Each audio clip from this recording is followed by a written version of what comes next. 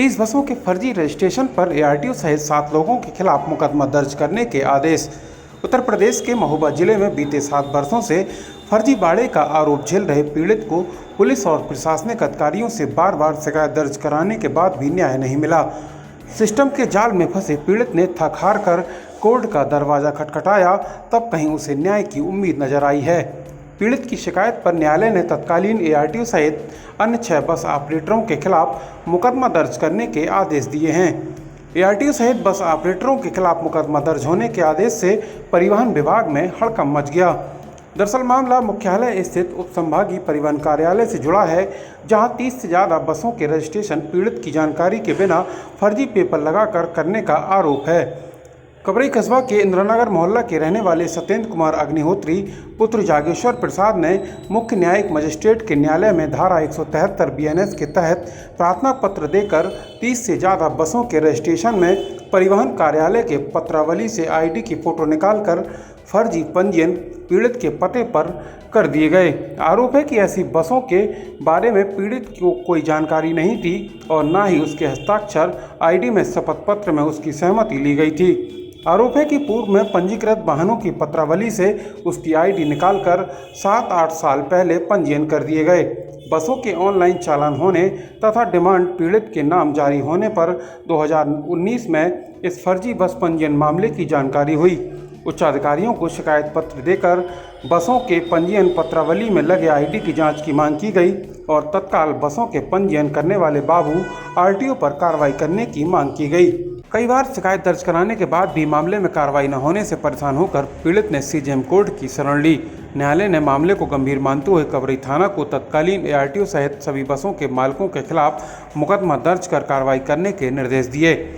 न्यायालय द्वारा एआरटीओ सहित बस मालिकों के खिलाफ मुकदमा दर्ज करने के आदेश जारी होने के बाद से परिवहन कर्मियों में हड़कंप मचा हुआ है। ब्यूरो रिपोर्ट, बुंदेलखंड हलचल।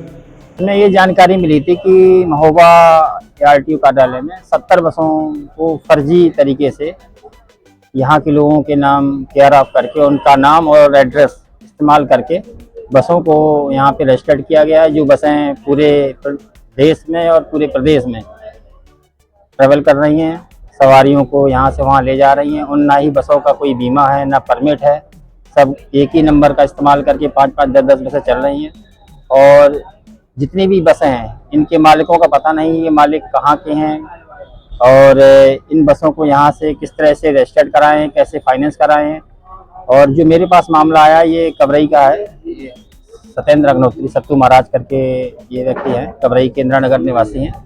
जब इनको जानकारी हुई कि मेरे पास संबंधित बसों से सम्मन या नोटिस वगैरह आ रही हैं, तो उन्होंने जानकारी की आरटीओ कार्यालय में कि ये बसें तो मेरी नहीं है, तो मेरे पास में ये सब वारंट वगैरह कैसे आ रहे हैं, बीडब्ल्यू वगैरह। तो इस संबंध में शिकायत की गई आरटीओ कार्यालय में, डीएम साहब के यहाँ, बांदा संभागीय कार्यालय में की, चित्रकूट में, कानपुर में, लखनऊ में, लेकिन कहीं से कोई कार्रवाई नहीं हुई।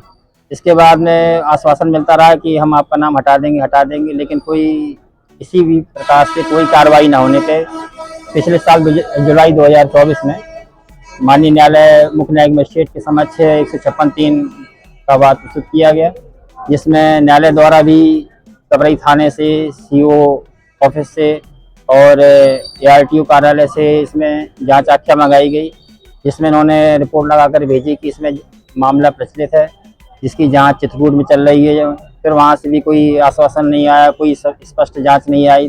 पता चला बरेली में जांच चल रही है। न्यायालय भी इसमें थक गई जांच मंगा के।